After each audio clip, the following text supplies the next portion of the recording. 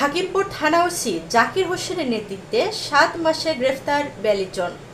মাহবুব হোসেন মেজরের তথ্য ও ভিডিও চিত্রে দেখুন বিস্তারিত।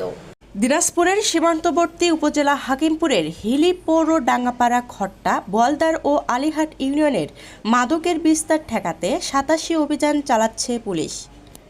মাদক বহনকারী ও সেবনকারীদের পাশাপাশি এর নৈপথ্যে থাকা সরবরাহকারী ও ব্যবসায়ীদের শনাক্ত করতেও বাড়ানো হয়েছে নজরদারি। পুলিশের এমন ধারাবাহিক অভিযানে এলাকায় মাদকের সহজলভ্যতা কমে আসায় সন্তোষ প্রকাশ করেছেন স্থানীয় সচেতন মহল। একই সঙ্গে অভিযান আরও জোরদার ও নিয়মিত করার দাবি জানিয়েছেন তারা। হাকিমপুর থানা সূত্রে জানা গেছে, গত বছরের 8ই ডিসেম্বর থেকে চলতি বছরের 13ই আগস্ট পর্যন্ত মাদকের বিরুদ্ধে নিয়মিত অভিযান চালিয়ে 86টি মামলা করা হয়েছে।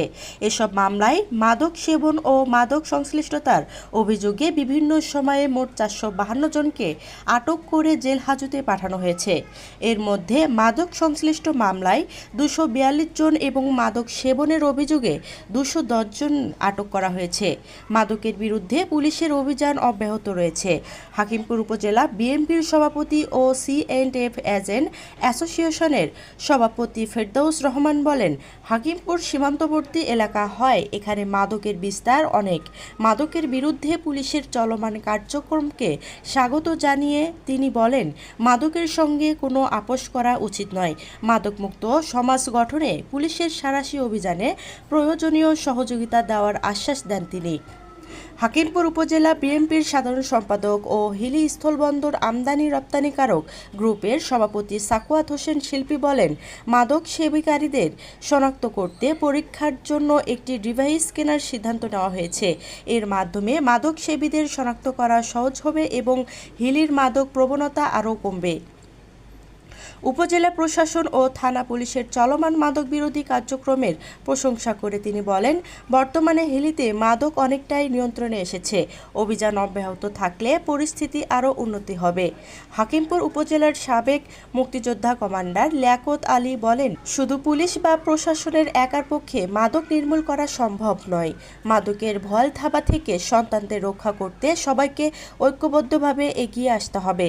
মাদক বিরোধী সামাজিক প্রতিরোধ গড়ে তোলার পাশাপাশি মাদক ব্যবসায়ী ও সেবনকারীদের বিষয়ে পুলিশকে তথ্য দিয়ে সহযোগিতা করার আহ্বান জানান তিনি।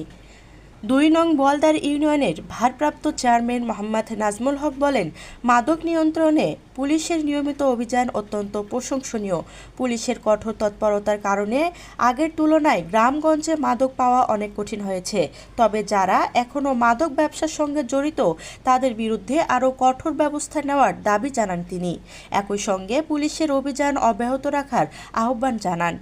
হাকিমপুর থানার officer incharge OC Mohammad Zakir Hossain বলেন, ঊর্ধ্ববর্তন কর্তৃপক্ষের নির্দেশনা অনুযায়ী হাকিমপুর থানা পুলিশ নিয়মিত মাদক বিরোধী অভিযান পরিচালনা করছে। সীমান্তবর্তী এলাকা হয় হিলিতে মাদকের সহজলভ্যতার বিষয়টি মাথায় রেখে শুরু থেকেই বিশেষ গুরুত্ব দিয়ে কাজ করা হচ্ছে।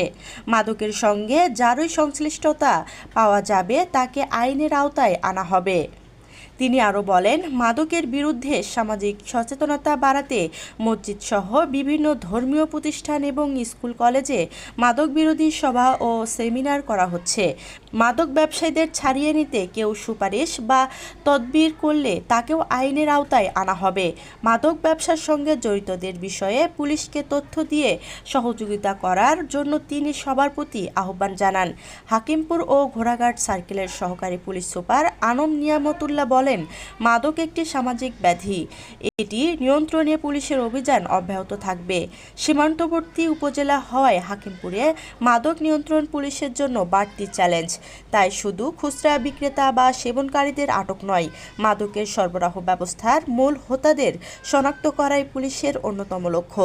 তবে মাদক নিয়ন্ত্রণে পুলিশের পাশাপাশি সচেতন সমাজকেও এগিয়ে আসতে হবে।